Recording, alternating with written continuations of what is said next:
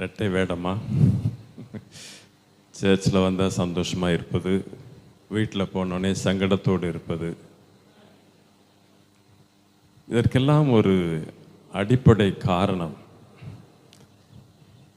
கர்த்தராகிய இயேசு கிறிஸ்து உங்களுக்காகவும் எனக்காகவும் உயிரோடு கூட இருக்கிறார் என்கிற தேவனுடைய வார்த்தையை அறிய வேண்டிய பிரகாரம் அறியாததுனால தான் இந்த சந்தோஷத்தில் குழப்பங்கள் உண்டாகிறது.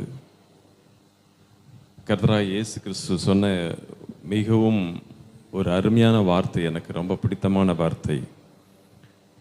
உங்கள் சந்தோஷம் நிறைவாக இருக்க வேண்டும்.